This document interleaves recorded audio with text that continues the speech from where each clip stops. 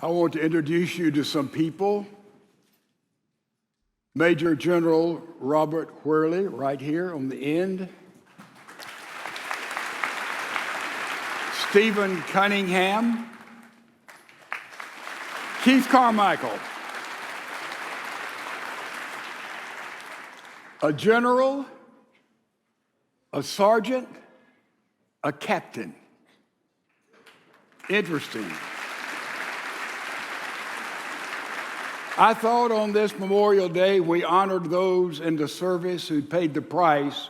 We'd have a chance to hear from three members of our church who love the Lord Jesus Christ and understand from different perspectives what war and conflict is all about and the necessity we have to have people who stand in the gap are willing to give their life so that we might enjoy the privilege of being a citizen of the greatest country in the world. So, we know Keith. He is our chief of staff, our managing pastor of this campus. But you may not know he was a captain in the Air Force, and he was graduated from Texas A&M, a part of the Corps, and then he went right in the military. And Keith, tell us briefly your early pilgrimage there. Yes, sir. That was never part of my plan. I went to A&M, and that was not what I expected to do. But I got in the Corps, and I fell in love with it. I love the discipline. I love the camaraderie. And I said, this is something I want to do. And that really is what drove me to seek a commission and get commissioned after graduation. And I had no idea what my job would be, but the Air Force decided for me, and so they made me a maintenance officer, and that was really an engineering-heavy position, and I was a business major, so that ought to make you feel really good. And so they sent me to a school in Illinois, right outside of Champaign, Illinois, and I was there for a year in an intensive program to learn aerospace engineering. So they crammed 4 years of engineering into 1 year, and that sounds impressive, but it's not, because every day you walked up and your classroom was an airplane. So when you touch a jet engine, it's really easy to understand that's a jet engine. You don't have to kind of conceive it in your mind. So I did that, and after that, I was stationed at Barksdale Air Force Base in Shreveport, Louisiana, where I was in charge of a maintenance unit for B-52 bombers and KC-135 tankers, and I had 638 men and women who worked for me, and on paper I was their boss, but in reality I worked for them, and they were the true heroes. And I think, when I think about our country, I think, really our defense is carried on the backs of men and women who are 18 to 30 years of age. They carry the back of our whole defense of a nation, and they are men and women who came right out of high school and chose to go in and serve our country in such a phenomenal way. And it was an honor and a privilege to be a part in the middle of seeing how much they worked and how much of a hero they were to me. Keith,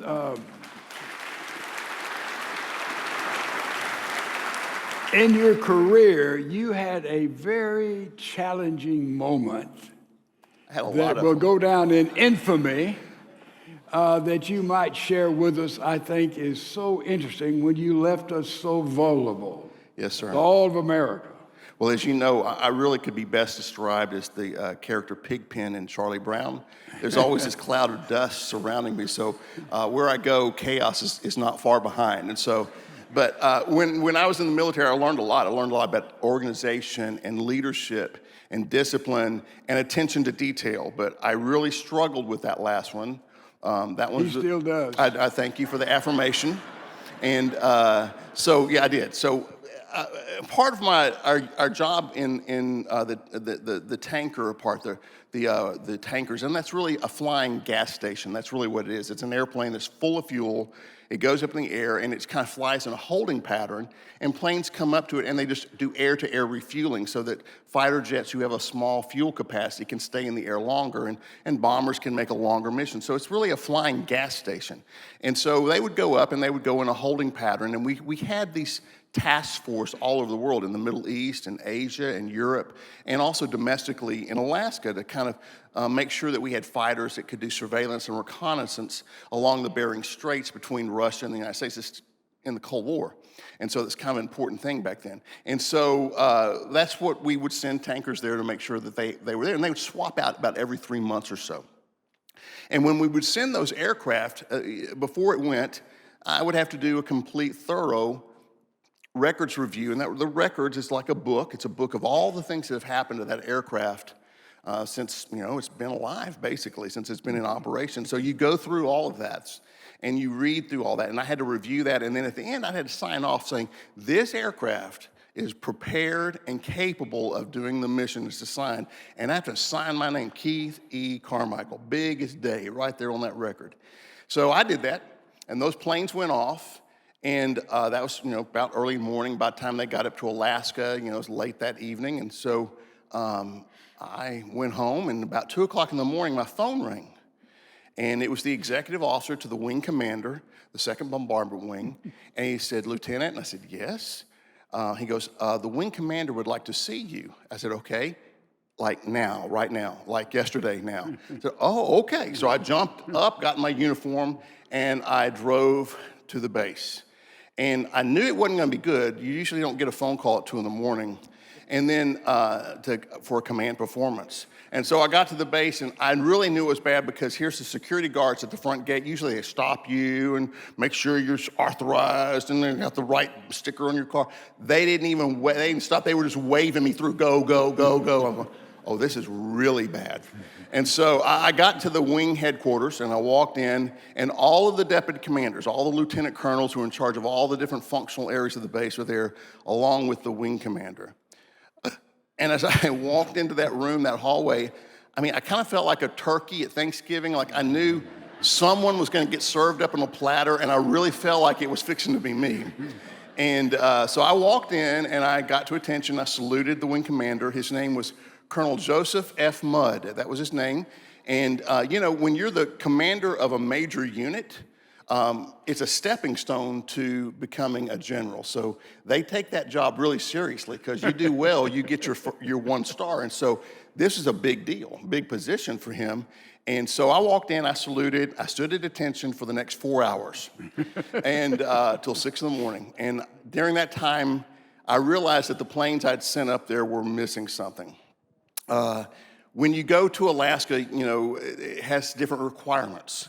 A tanker, usually a KC-135, would inject water into the engine, and that water would increase the density of the air and would make the engine thrust higher so it could get off the ground using less fuel. But when you go to Alaska, water is not your friend. It doesn't work real well. And so in order to take off, you need a lot more fuel, and the plane is a lot heavier, almost 200,000 pounds of fuel to get off the ground, and then to do the mission of refueling the aircraft. And so that's a lot of weight. So you had to put a bracket on that wing to secure it so that the weight of the fuel would not cause the plane to, have an accident on takeoff. And so those planes didn't have that bracket. And Colonel Mudd made sure I knew about that, and was very, very descriptive in how angry he was with me. And the comment was, do you realize, Lieutenant, that the whole surveillance between Russia and the United States is shut down because of you? Do you realize that NORAD was notified because of you? Do you realize they just woke up the President of the United States of America because of you? He goes, I've always wanted to meet the President, but I never thought it would be this way. I was getting the message real quick. So, and needless to say, that was a detail I missed. But the good news is we recovered from it, and Colonel Mudd did get his star and became a general. But on that day, my name was Mudd. Let me just assure you of that. So that is my story. Whoa. See how insecure we were? Stephen's story is so very interesting. Now, you were a Christian then? Yes, sir. You walked with the Lord. Thank goodness. You had to get forgiveness for a lot of people, Yes, sir. I need a lot of including God. forgiveness. Yes, sir. all of us and God. Stephen went in the military at an early age. He was the only legitimate fighter. These two Air Force people, you know, they're way up there somewhere. But Stephen was on the ground, and how many deployments did you have, Stephen? 5 deployments, yes. 5 deployments in Iraq and Afghanistan? Twice to Iraq, 3 times Afghanistan. 3 can. Tell us,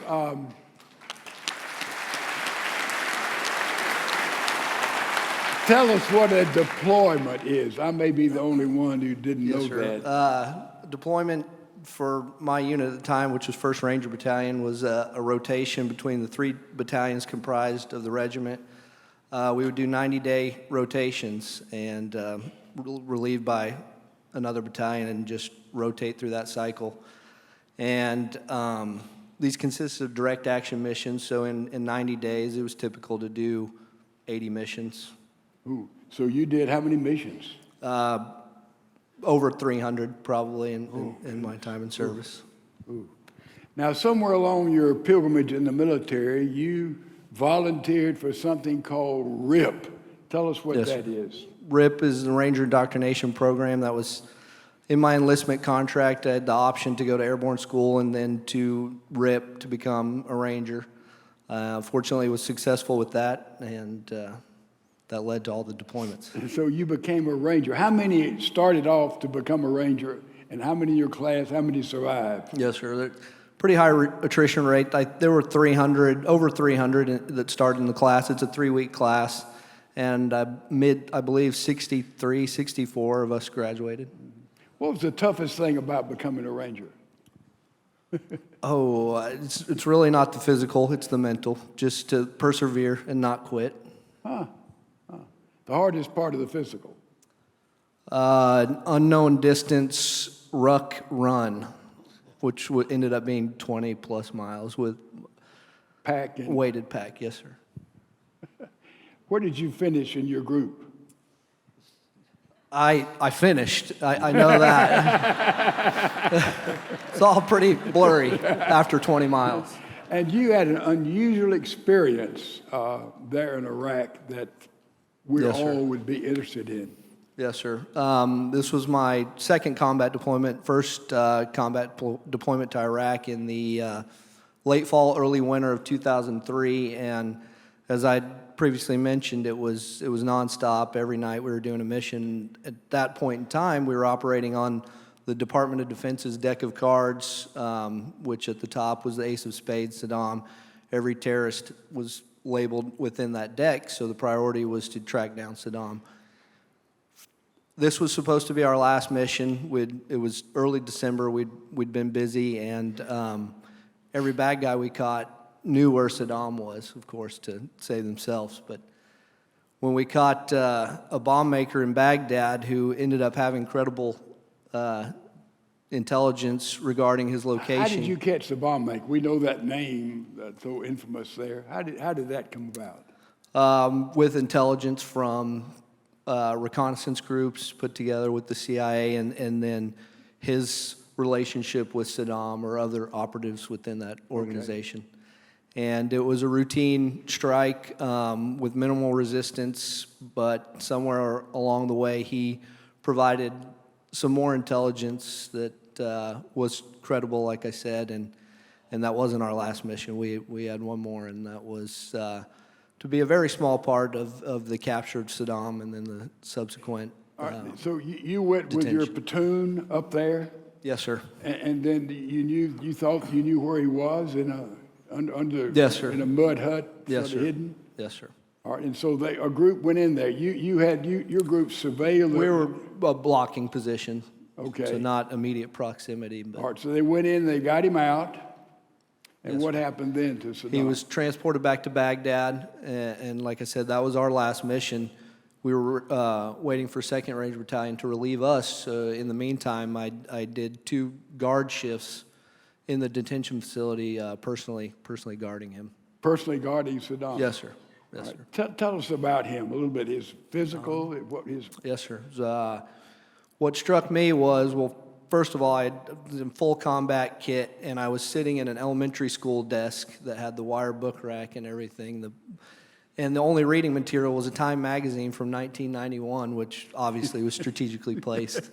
But he was authorized to move from a confinement room that was just concrete walls with a roof to an open-air concrete room. And I had to sit there and monitor his progress back and forth.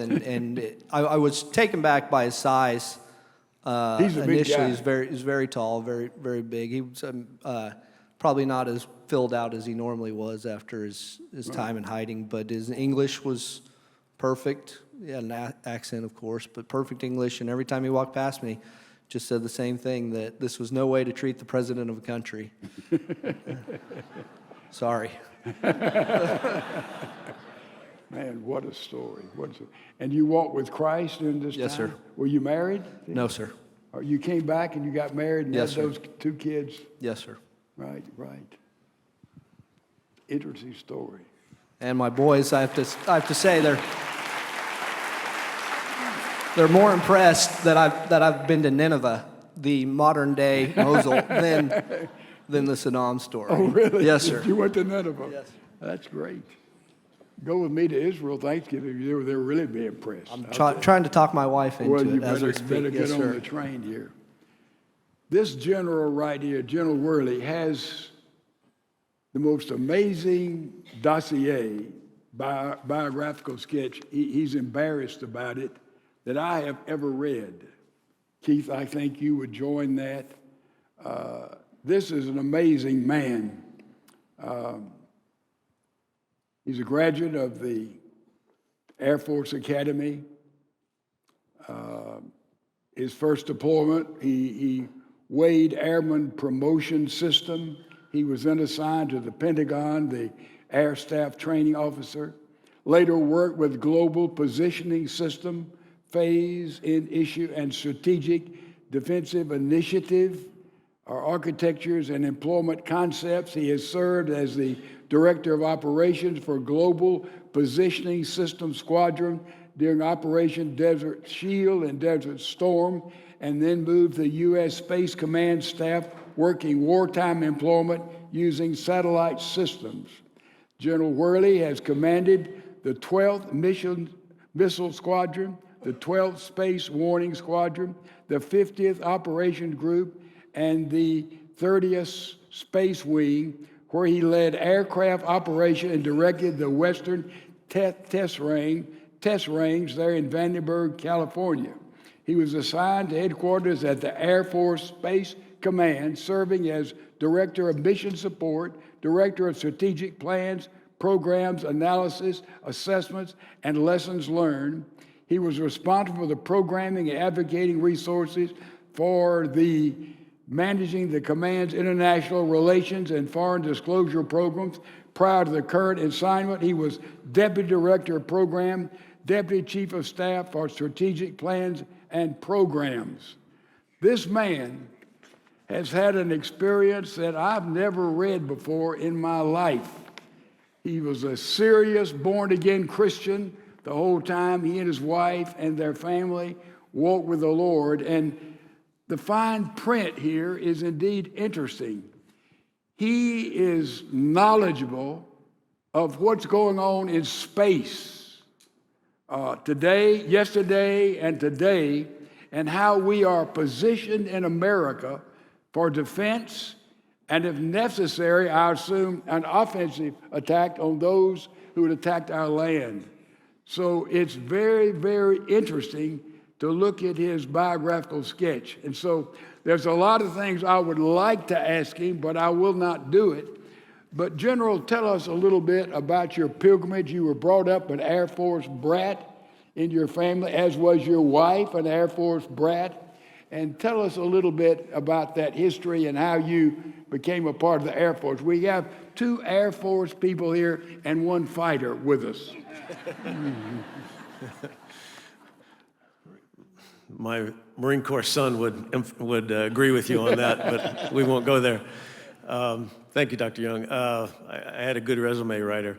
The journey for me started really around 8th or 9th grade. Of course, I was raised in an Air Force family, big family. I have 4 older sisters, and then there's me. My father was a fighter pilot. He was obviously spent a career in the Air Force. My wife's family, similar to that, a 30-year career. Her father served in the Air Force. So it was kind of destined to happen, I guess. But I did want to emulate my father's career and started in about 9th grade deciding that I wanted to go to the Air Force Academy, and that took a lot of work, took a lot of work on grades and sports and all those kinds of things. And that thankfully happened. It didn't happen exactly on the timing that I had intended. It was God's timing, but it did happen. And wanting to be a pilot in the Air Force like my father, that wasn't to be either, because I couldn't see. I needed glasses, big-time contact lenses, so I couldn't pass the flight physical to do that. And that led me to a choice. I actually had a choice to be an aircraft maintenance officer at one point early in my career, or to get into the space business. And I chose to get into the space business.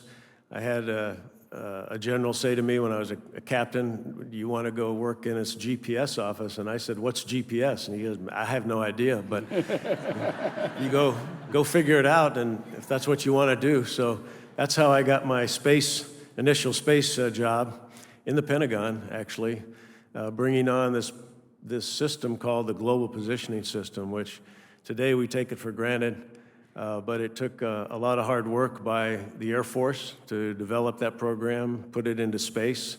And today there are people in Colorado Springs who are taking care of those satellites so that the world can enjoy the benefits of GPS. And if you get lost with your GPS, I'm just going to tell you, it's not the satellites, okay?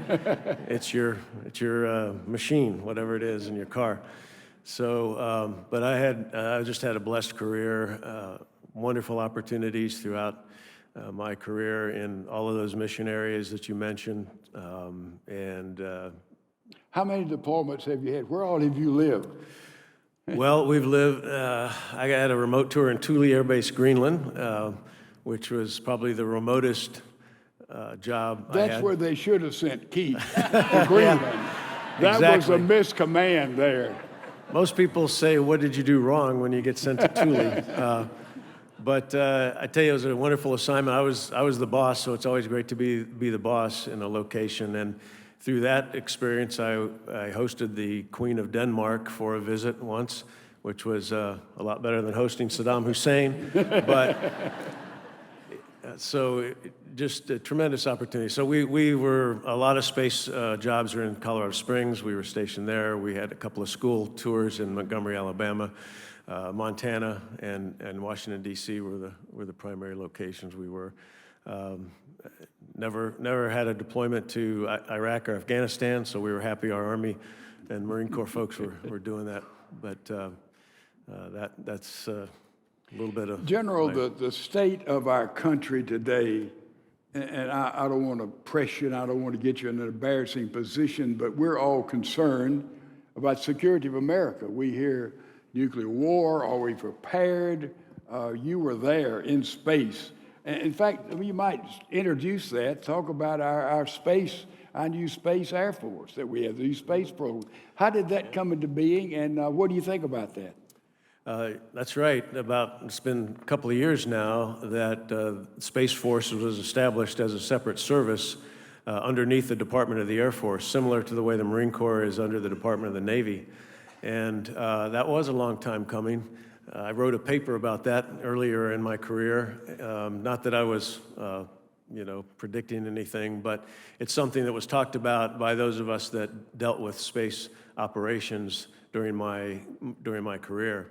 And we wondered if it would ever happen or when it might happen or what would be the preconditions to having it happen. And I think the fact that it did happen, that Space Force is a separate service, is indicative of the criticality of space really in our everyday lives, but it's critical to warfighting. When you think about what GPS does, it drives you around the city of Houston, but in war, it guides weapons with unbelievable precision.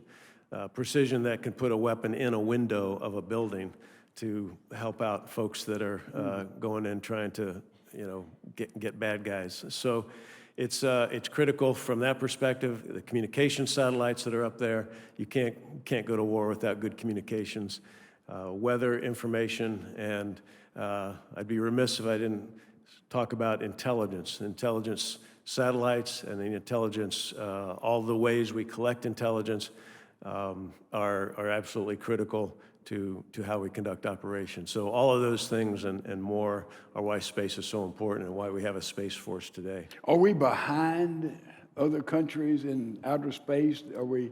What would you say? I don't think so. I think we've led the way.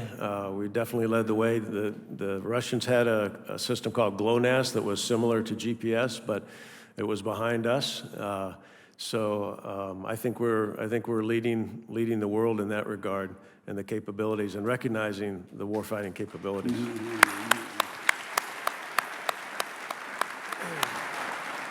General, in your life, your dad was evidently a fabulous man, and we're here to honor those who have left this earth for the cause of our own freedom and safety. Share a little bit about your dad's story, because I'm sure in different degrees we all are thankful for men like that.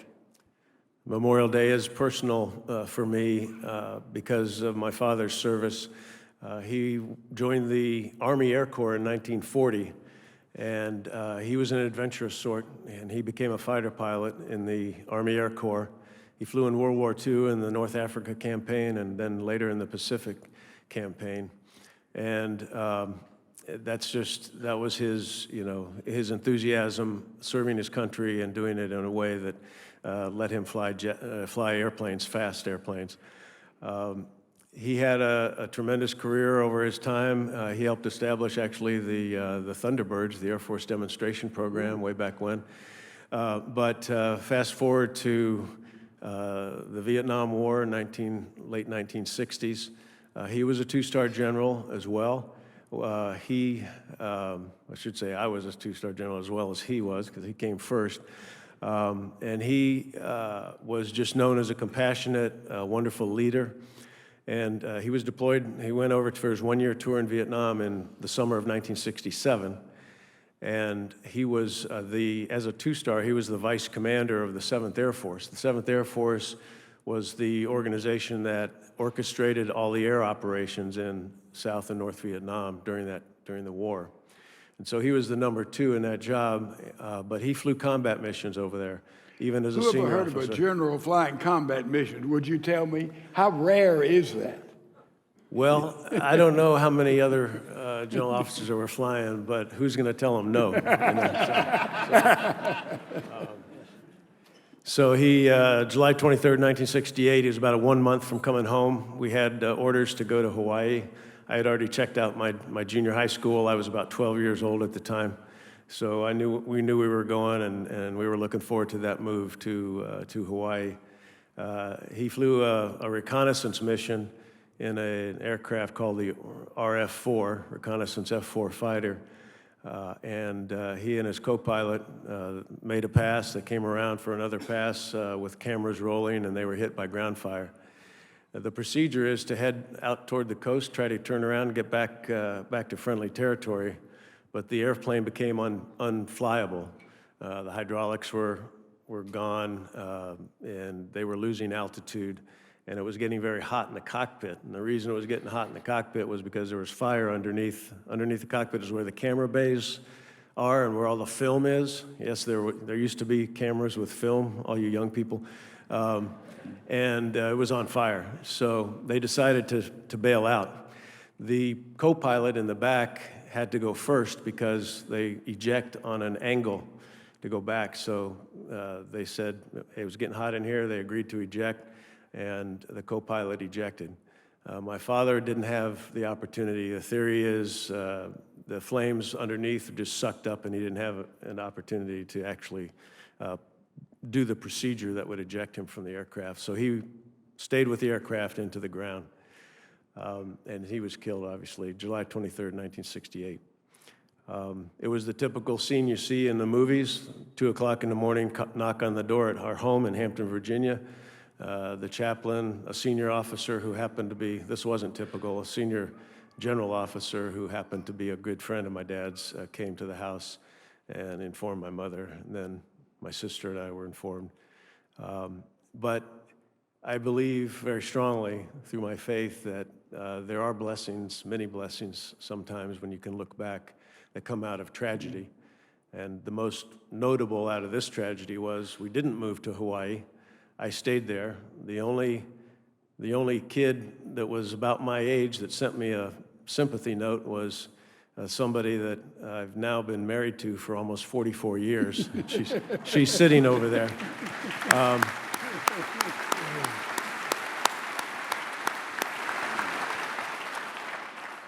And I was struggling after my father died for a while, and my relationship with Lori was what gave me a sense of purpose, a sense of what will the future hold for me and maybe us. And that's what gave me the drive to make the decisions and to set the goals that I needed to set in order to get to the Air Force Academy eventually and then have the career I had. I didn't get into the Air Force Academy right out of high school. I had to go to a prep school in Oregon. That was God's timing. Because that prep school in Oregon, there was a church there that I started going to, and Pastor John Slivkoff led me to Christ while I was there. And so things happen for a reason. There's purpose in suffering. There's blessings out of tragedy. I've lived it in many, in those ways and many, many more. And I'm happy to share.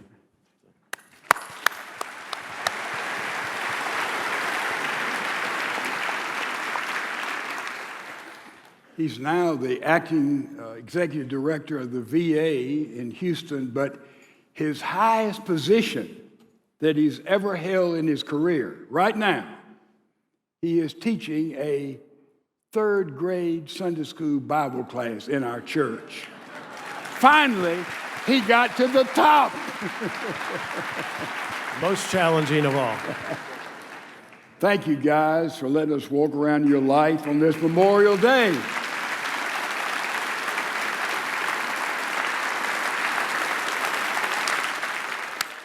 Right.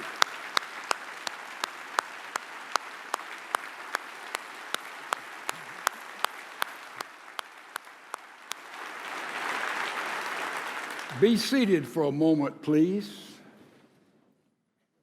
What a wonderful time for somebody or somebodies who are here. Said it's on Memorial Day. When I came to Christ, somebody shared with these 3 men strategic moments in their life, how to know Christ, how to walk with him and live for him. And they will tell you in public or in private, that's a distinctive thing about their life.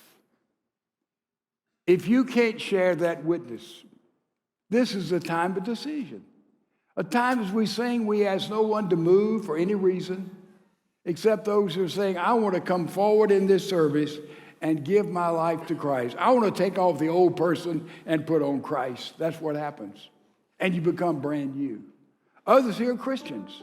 You say it was a Memorial Day that I came into the life of the church. I was a Christian. I want to join hands and hearts with those who are here in this family. Together, we can do something powerful. Separate, we're just separate out there. So maybe this is a time for you to come into the life of the church as a Christian and be a part of this family with us as we seek to make a difference in a broken world.